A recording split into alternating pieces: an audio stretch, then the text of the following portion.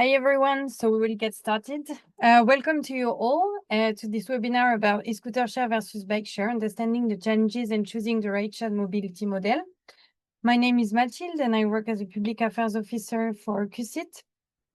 So we will be waiting a couple of minutes more before getting started. While we wait, I invite you to play a little game by scanning the QR code that you can see on the right side of the screen, and then we will get started.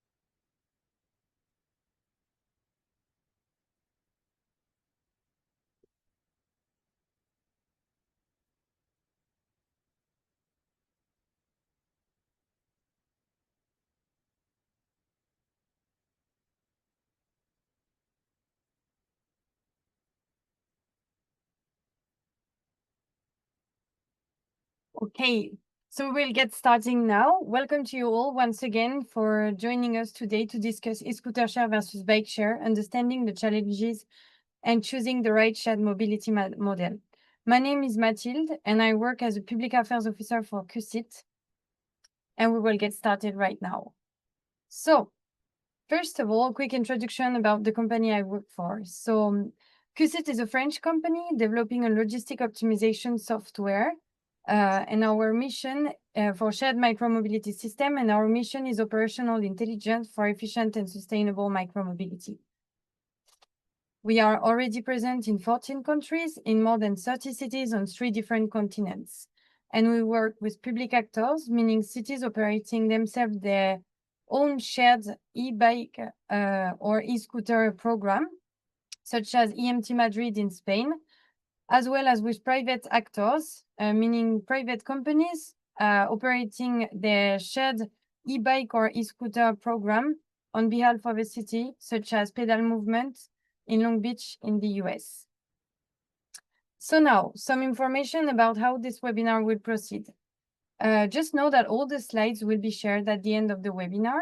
During the speaker's presentation, feel free to ask any question in the chat, and all questions will be answered at the end of the speaker's presentation. And if we don't have time to answer them all, don't worry. We will send all the answers in the email along with the presentation afterwards. And last but not least, this meetup will last 1 hour and will finish on time.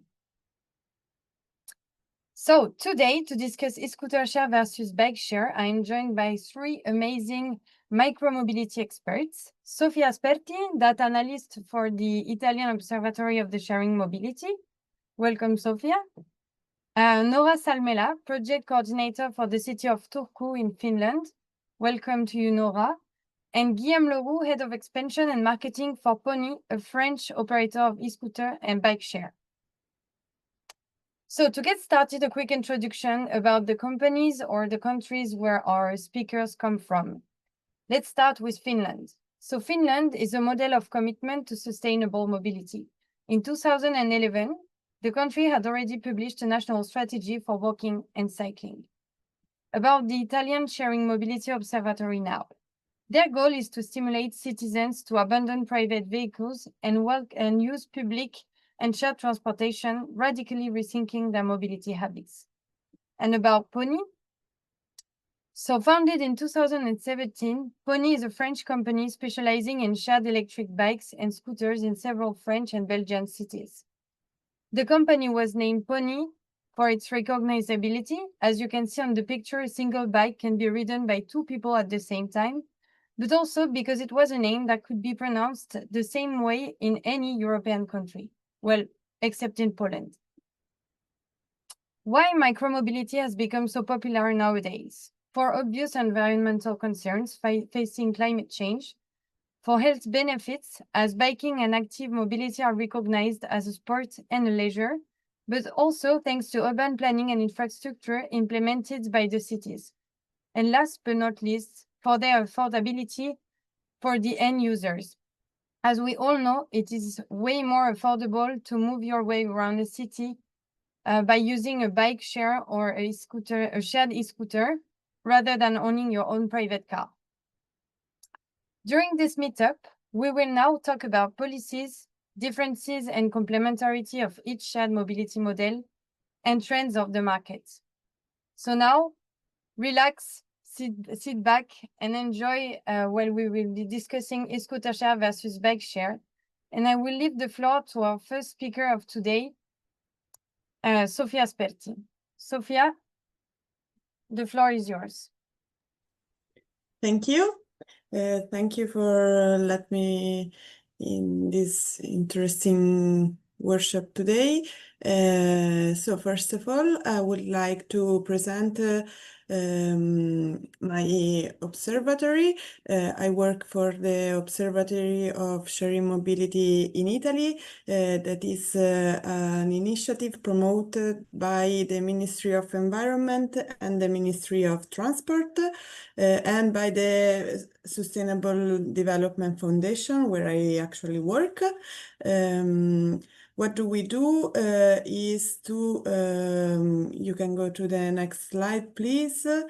Is to analyze data because every year, together with the sharing mobility operators, with the Italian municipalities, sorry, we collect data and we analyze trends on the vehicle sharing sector in Italy. And this is something that we've been doing for nearly 10 years. So we have a lot of data on different levels and topics. What we do is also supporting the development and also the spread of sharing mobility and to promote the services and to help the operators. So these are the members that are actually a lot. The membership of our observatory is free. What we ask is just to be part of the network and to actively work with us together. Every year we present our data in a national conference that is this year will be in Rome in October. We are working now on the new document, so I will present actually today data that are up to the first quarter of 2024. And unfortunately, we do not have yet data on 2025, but what I will show you is the aggregated data on bike and e-scooters in Italy in the last years. So we see that the bike sharing has definitely an old story, and the number of services is around 40 in the last, let's say, 5 years, while for e-scooters we saw very fast growth in the first 2-3 years, and after the maximum raised in 2022. Today we have seen a decrease in the number of services. This is due to the fact that in many cases, since it was the very first time with scooters in Italy, municipalities started with trial services that in many cases, in some cases, ended at the end of 2022. But then we still have a lot of services that are today in 2024 and we are already seeing data for 2025 that are on the same line. So this decrease is linked to what we see, and there is not a further decrease. You can go to the next slide, please. With respect to the number of vehicles, there is the same situation in terms of vehicles with respect to the e-scooters, and we've seen something similar also for the bikes, but we can say that there are nearly 70,000 micromobility vehicles in Italy, that are a lot if we see what we've been counting in 2019, just a very few years ago. You can go to the next slide, please. So then I would like to focus and to put the attention on something that is very clear in this slide, I think, because the bike sharing services are actually located in particular in the northern part of Italy, in northern cities in Italy. This is due to the fact that often northern cities, in particular those where we know that there are bike sharing services, have a more developed public transport infrastructure, and also a stronger, let's say, cycle culture. So the bike sharing are actually there where we have cities with cycle paths and so on. On the other side, for e-scooters, we have seen the services opening in cities across all the country, and for many cities in the central and southern area of Italy, this was the first experience in terms of sharing mobility. So the e-scooter service have been at the forefront, also in letting people get aware of what does it mean to share a vehicle through an app and so on. You can go to the next slide, please. So what happened to the operators?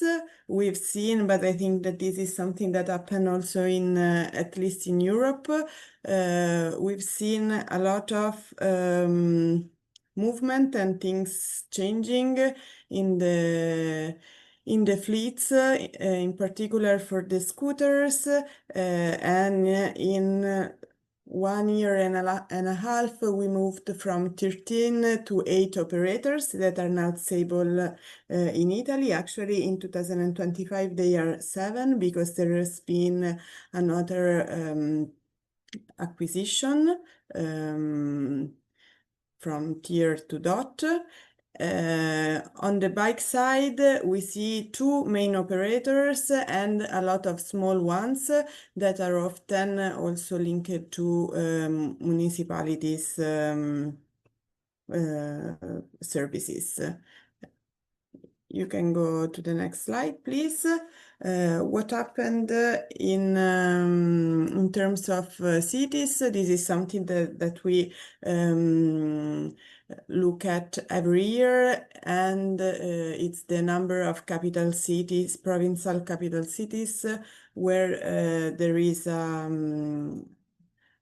shared mobility service. In this case, we see the number of cities with a e-scooter service, and we can see that we have 12 cities that has not anymore a service between 2022 and 2023, and this is in line with what we have seen before. Next slide, thanks. I think that this something maybe in the PowerPoint went a bit moving. So it was already a difficult slide. Now it's nearly impossible to read. Anyway, my point was not to ask you to take a degree in Italian geography, but these are the capital cities with a micromobility service in Italy. And what I wanted to highlight here is that we have the three main cities. In red, you see the cities that have more than 800,000 inhabitants. And the big ones, Rome, Milan, and Turin, actually have both bike and e-scooter service, but this is not the rule for all the countries. Of course, on the right side, we see a lot of cities from South Italy, but there are many exceptions. So, for example, Bologna and Naples that are big only have today a bike, and for example, Bologna actually choose to have not a scooter service, while there are also moped and car sharing, and it's a city where the sharing mobility is very well developed and is working very good. So this is something that, for example, is interesting to highlight. You can go, yes, to the next slide. Oh, something went wrong here too. The 2024 had another part of let's say estimation, because as I said, we are collecting the aggregated annual data in these days. So anyway, the amount of trips was in line with the previous years.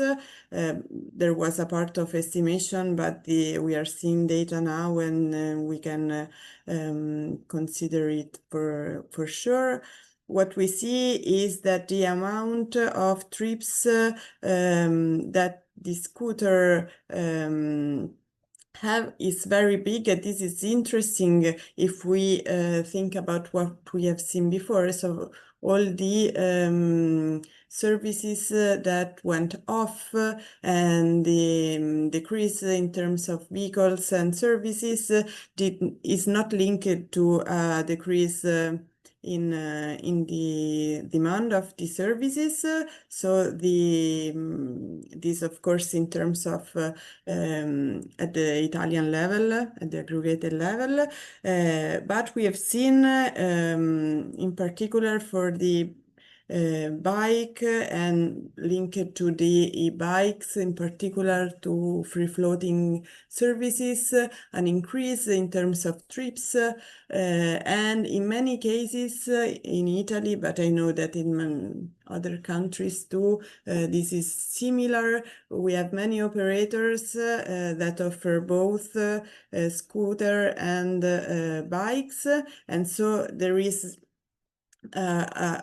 a redistribution of trips between the two, and bike are getting more trips with respect to scooters. Next slide, please. Yes, next slide, please. Okay, same thing on the kilometers traveled. Yes, you can go to the next.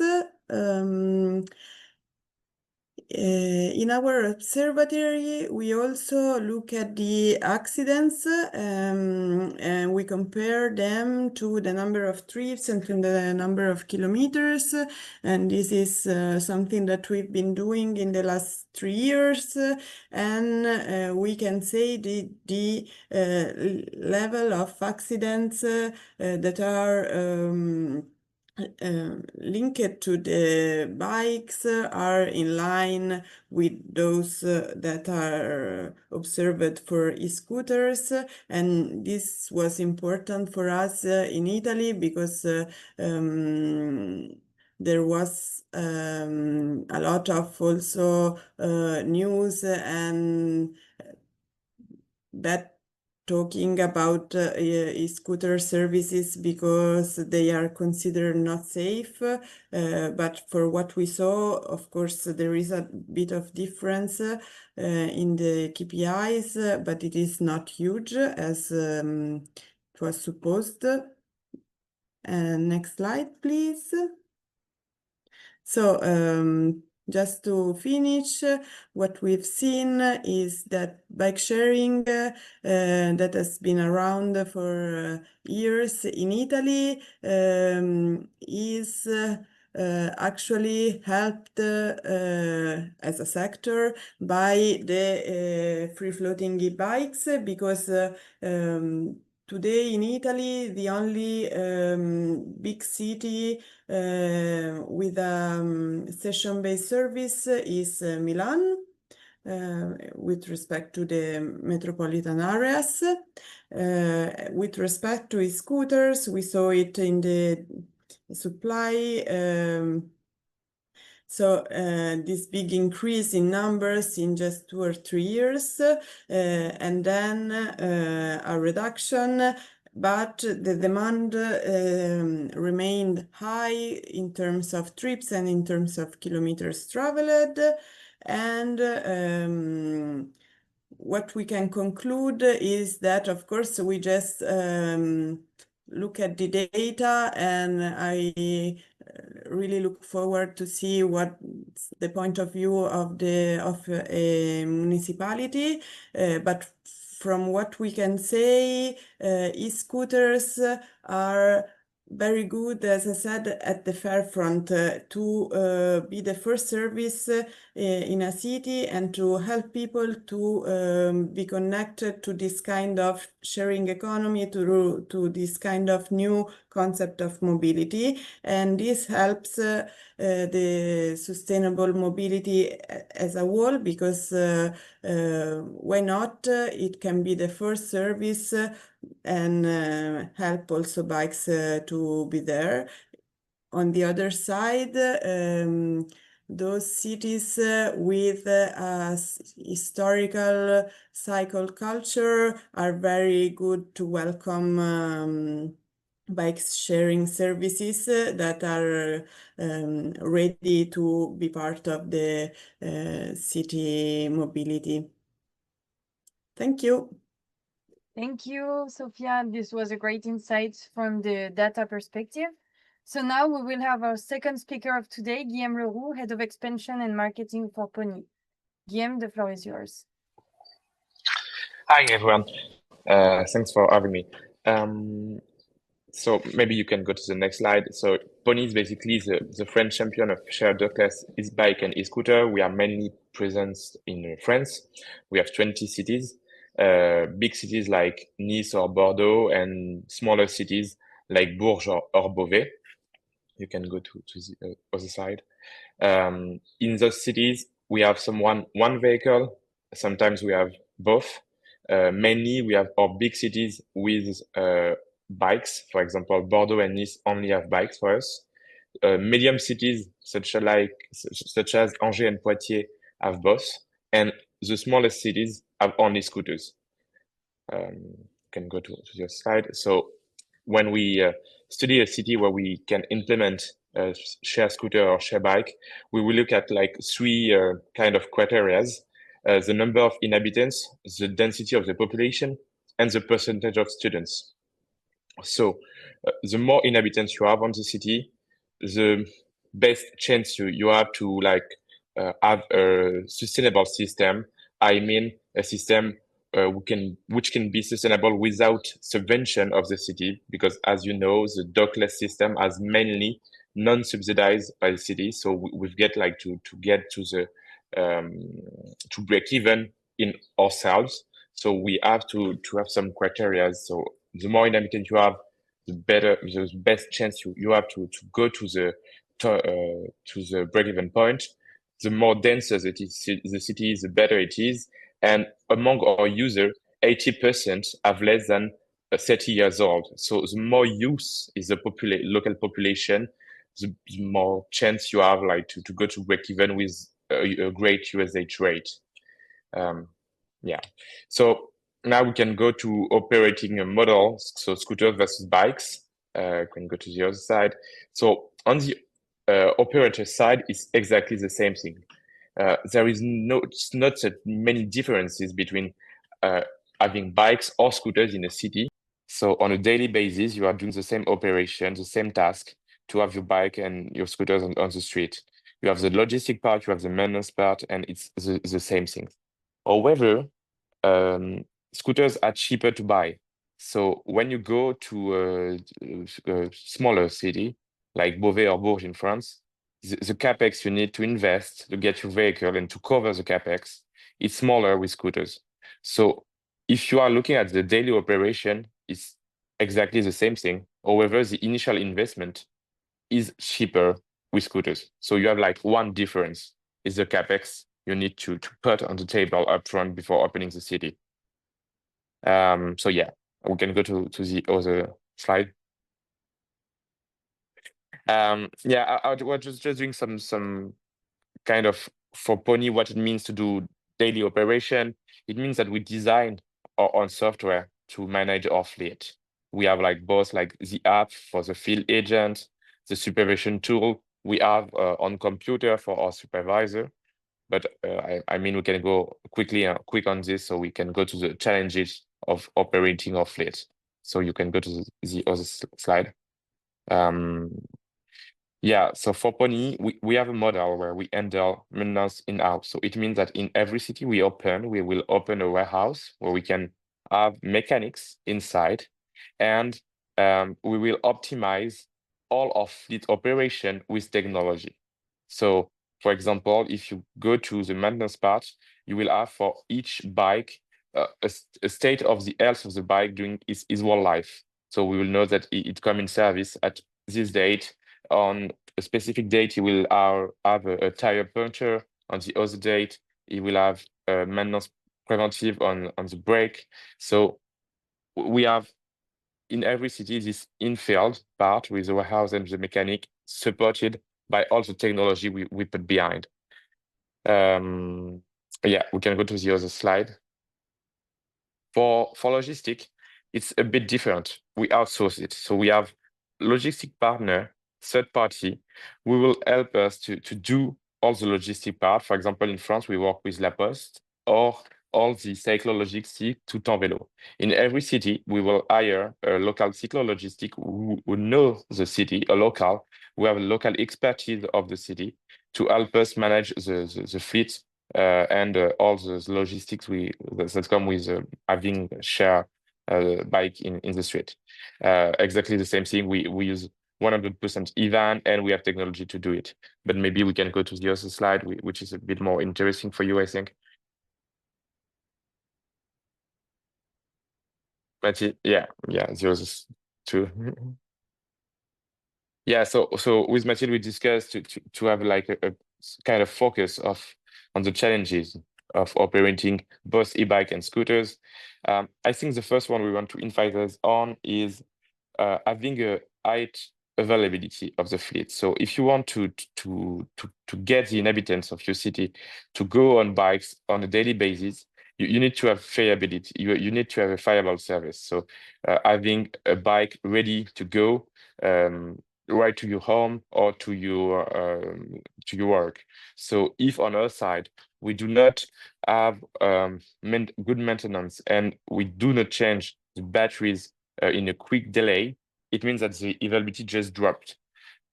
So at Pony, we want to have like 90% of availability. It means like 9 to 10 bikes available every time. It means that we need to have less than 5% of the fleet in the warehouse. So it means when the bikes comes at the warehouse, it needs to go quickly in field. So our mechanics have a quick delay to identify and to repair the damage. It will be exactly the same thing with the battery in field. It means that when a bike or a scooter have less than a certain percentage of battery, we are sending a field agent to change it, and he has a quick delay to do it. It's coming with specific challenges. because between season, the usage rate is not the same. So in summer, it's usually 40% higher than in winter. So you have to adapt a bit quickly when the season is starting, your team. So how many people are working for you to keep the availability high.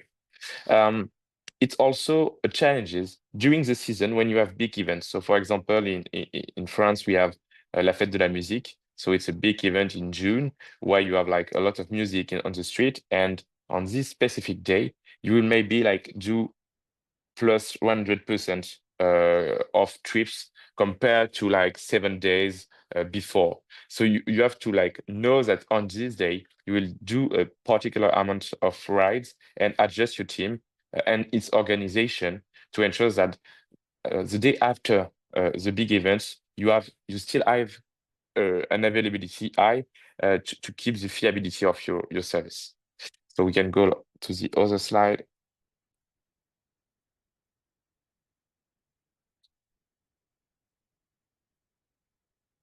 Mathilde, are you hearing me well or not? Yes, we hear you well, loud and clear. Perfect. So second challenges will be like to what we will call odd zone. So get the bike at the right spot and at the right hour. Sorry, there is a missing word. So one challenge we are facing is it's cool to have an available bike somewhere in the city where nobody lives and at an hour nobody need it. You don't care of it. What you want to do is to like the bike when people need it. So peak rush hours, maybe in the evening where there are less public transport. On an event, you want to have, for example, if you have like a football or soccer match, you want to have bike at the end of the soccer match. You don't want to have bike near the stadium in the middle of the afternoon. So it means that you have to focus on it. And it means that you have like to equilibrate your fleet in the city to ensure that the hot zone are covered. And it also means that you have to adjust your team and its organization to have the maximum availability rate during, for example, rush hour. Yeah, I think that's it. Third challenge is to keep the public pace steady. So cities and inhabitants are challenging dockless bikes and scooter every time because they want to have like a city where these vehicles are not cluttering pavement, for example. So we have been focusing this past few years on developing specific technology to ensure that our scooters and our bikes are parked on dedicated spaces for user. So I have a great app with a great UX and some geofencing features within the app and within the vehicles to ensure that the vehicle is well parked. However, it's really difficult to go above 98% of vehicle well parked because the 0% is a more difficult one. It's usually the case, for example, when you are doing the trip and your vehicle is out of battery. If you are like nearby a parking spot, it's okay. But if you are 500 meters away from the nearest parking spot, usually you will call the customer service and ask to stop your trip because you don't want to go without the electric power, especially on scooters. So it means that on our side, we have to get to have a reactive team that will do quick intervention in field to get the bike and the scooter and to replace them. So in our main cities, with both the technology and the reactive team, we are nearby 98% of the vehicle well parked, and we are managing to intervene within 1 hour when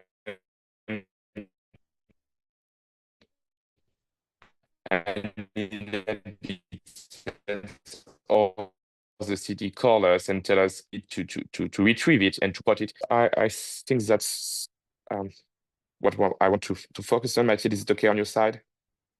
Yeah, that's okay. Perfect. Maybe I can add some numbers if you want to get an idea.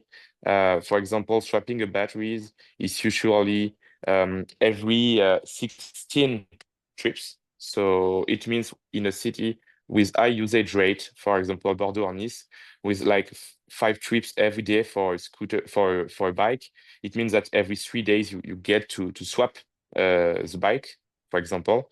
So it means that for like 1,000 fleet, you've got every day between 300 and 400 swap every day. And a good field agent is doing around 60 swap per day. So if you want like some number like this. Okay, great. Well, thank you, Guillem, for your great operational insights. Noora, the floor will be yours. Can you hear us and speak to us? Yes, can you hear me as well? Okay, great. Yes, we can. So I will just go on to your slides. Noora is project coordinator from the city of Turku.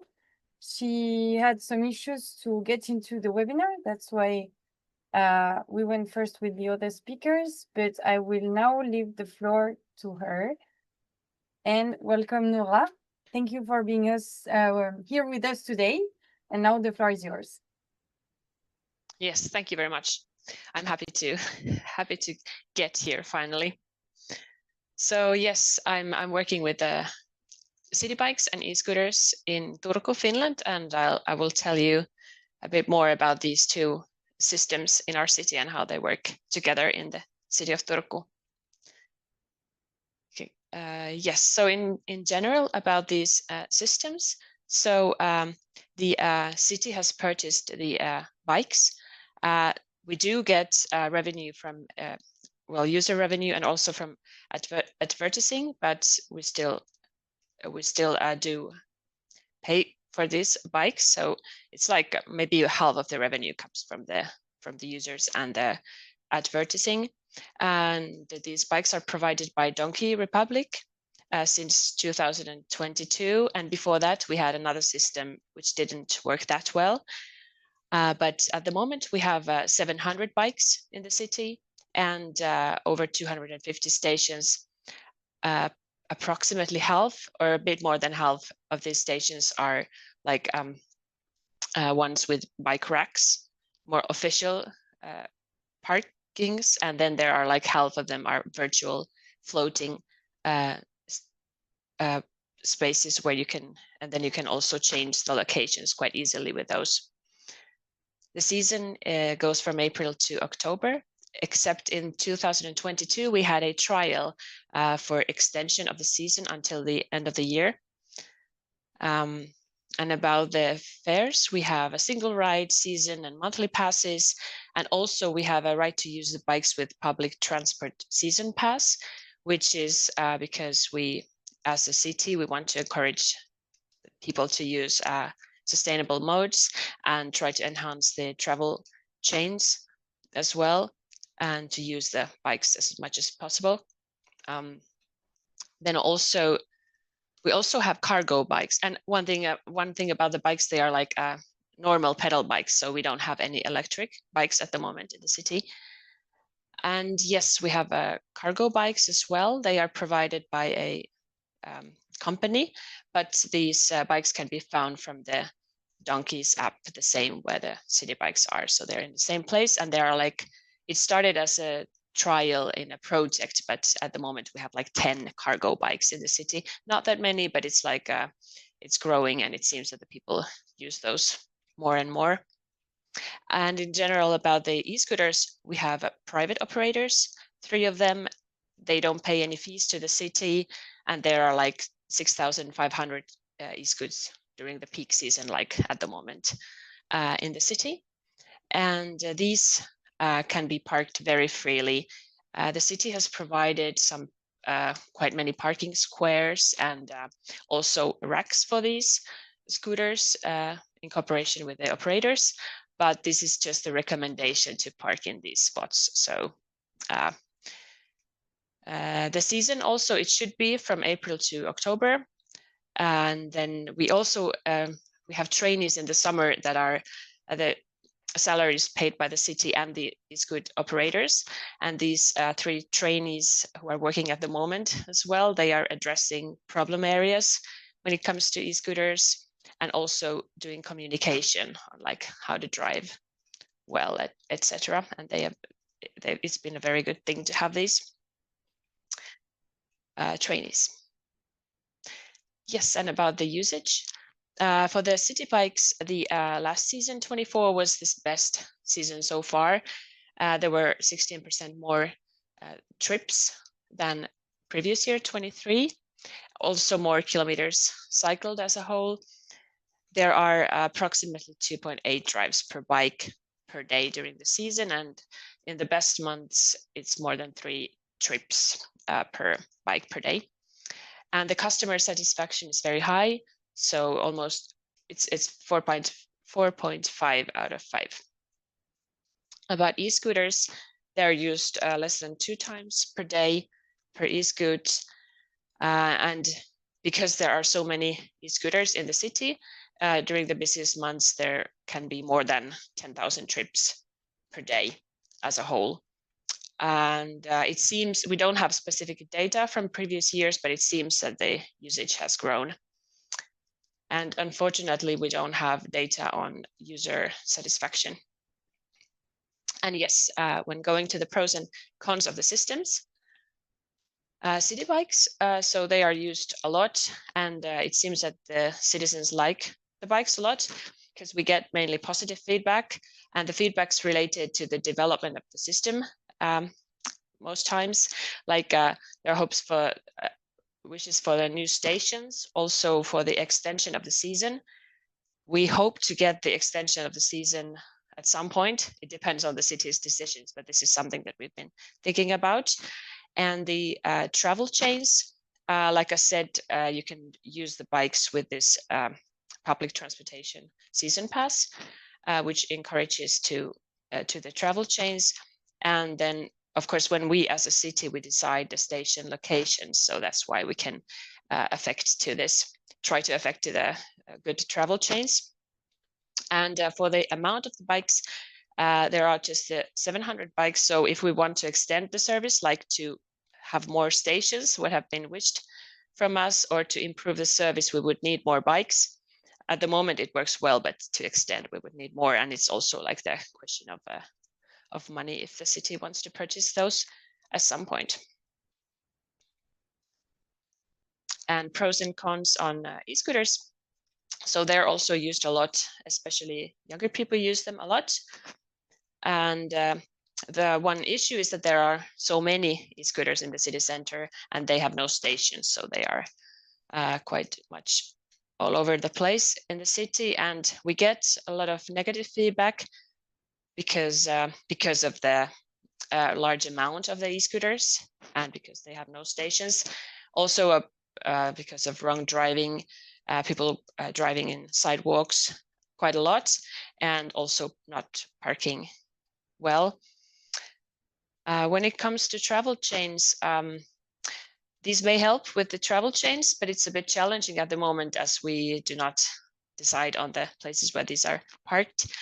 And of course, the sustainability is a challenge with the e-scooters because in Finland and in many other places too, they replace a lot walking and cycling, not that much private driving by car that would be hoped for. But yeah, in general, the city and operators, we have good cooperation, but we have these rules that we have mutually agreed, and they are not fully respected. But there will be a new legislation in Finland that will probably help with this. You can go to the next slide, which is about the legislation on e-scooters. That actually, this already came into force this month. What came into force is the age limit that is now 15 for e-scooters and alcohol limit that is 0.5. Later in the autumn, we will have a micromobility license, and every city has to make this by themselves. They will think what's the best content of the license for them, and in our city, in Turku, we are planning to have restrictions to the parking in the city hubs, more no-go zones, and the times when you cannot drive. For instance, we're thinking of having like the times like during the weekend nights when you couldn't drive, because there are the most accidents, most severe accidents happen during the weekend nights, and a lot of people are also driving drunk. So that's something that we are planning to do. Slow speed zones, we do have some of these already, but to have some more of these. And then at the moment, this is not working well, that the season starts when the city decides and it ends when the city wants it. But in the license, there is the decision that the city has to decide on the start and end of the season. There will also be rules about operation and drop-off locations of the e-scoots. We would like to have the feedback that the operators get to the city's knowledge as well. And then also there will be some things about the guidance of users by the operators.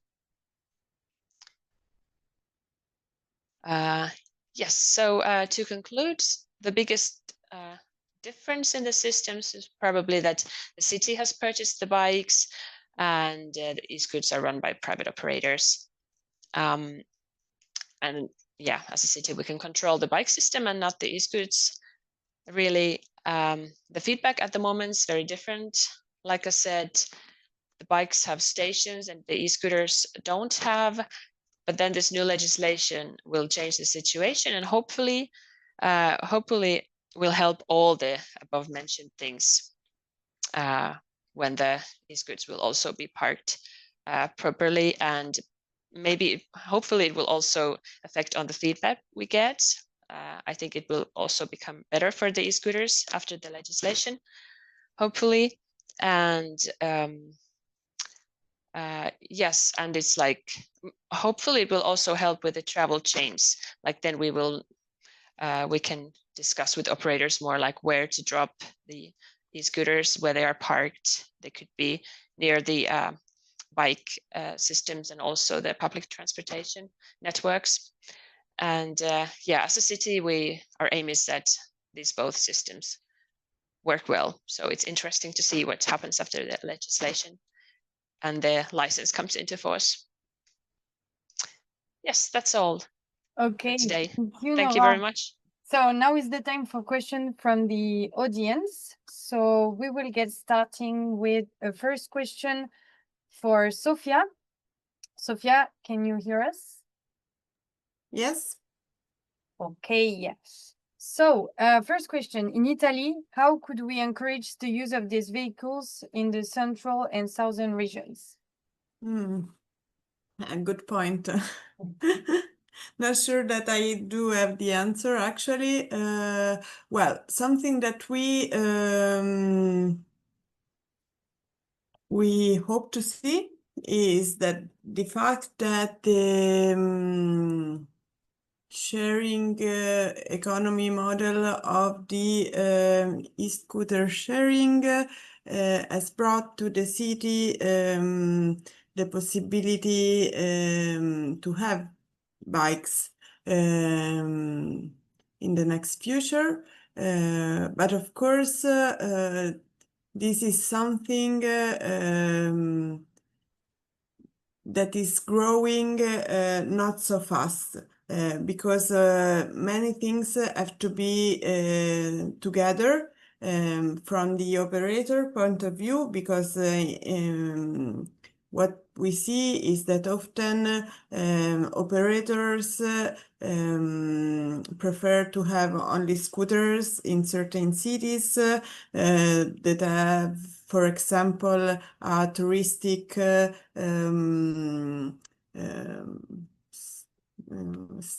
mobility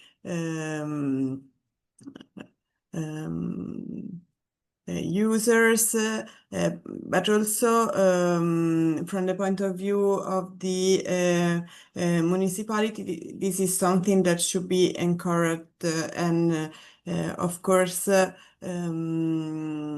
we see this very huge difference between north and south, and this is true, this is not true only for e-scooter, because also other shared vehicles like cars and moped have the same situation as bike.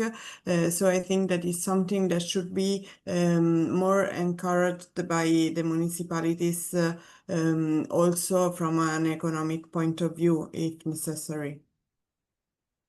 Okay, thank you, Sofia. Now a question for Noora. Do the three operators find that users mostly stick to either bikes or scooter, or do they use both? Yes, that's a very good question. Unfortunately, I don't know this because we don't get all the information from the private operators. So I really don't know if what's their opinion on this. Okay. Yeah. But Well, maybe after the new legislation comes into force and we will get more information from the operators as well, I hope we will also get an idea of this. okay, great. Question for Sofia now, again. Do you think that users mostly stick to either bikes or scooters, or do they use both in Italy? Actually, we don't know.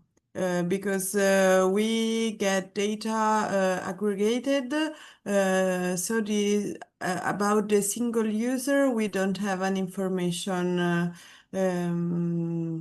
It would be interesting actually to know. With the increasing number of operators that have more than one services, that would be actually very interesting, yes. Okay, great. A question for Noora now. Why not subsidizing the scooter share system the same way you are doing with Donkey Republic with bikes? Oh yeah, that's a good thing to think about too. But at the moment we have these three operators, and already like we have too many e-scooters in the city center. So maybe after the new legislation, we'll see how it goes with the operators, how they find the situation, and how the city finds this topic. But yeah, at this moment we have those bikes by the city. Okay. Well, question for Sofia now. What are the emerging trends that you can see from your analysis on the market?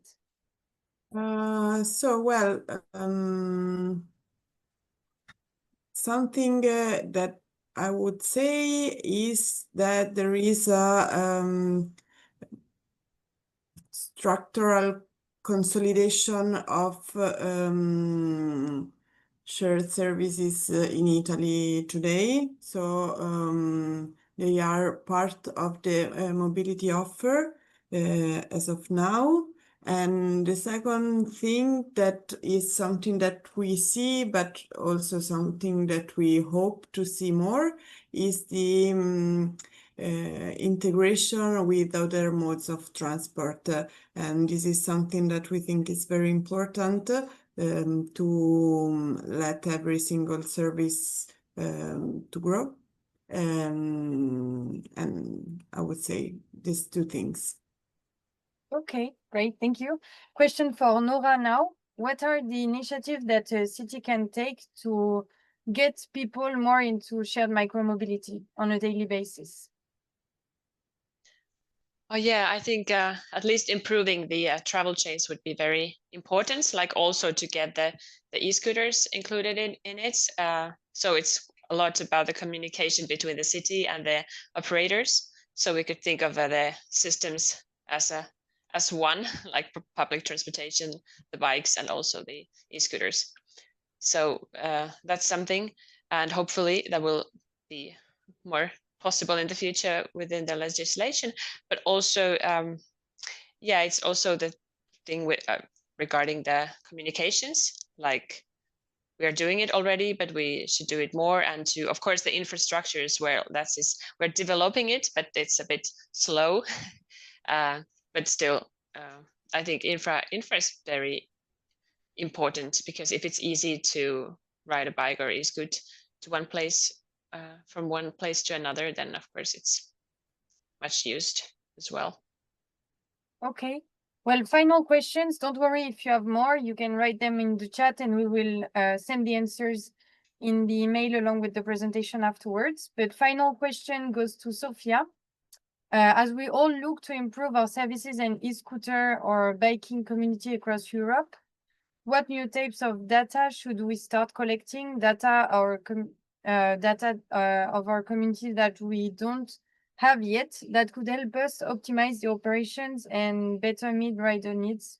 If you have any clue on this question. Well, I think that the monitoring is, I agree, a very important point. And I think that something that is important, I don't know who does the question come from. Is from a municipality or a general question? Because I think that from the municipality point of view, it's very important to be aware of what happens and to have a daily monitoring of how vehicles are moving in the city and of all the interesting areas and so on. So I don't know if. So we we don't know yet if the question comes from Elena Kennedy, so certainly from the US maybe. I don't know if she's from a city or an operator side, but thank you for your great question. Thank you to the panelists of today. Your insights were great. We will send the meetup as well with the presentation and the answers to all the questions. And thank you to you all for coming today. See you next time.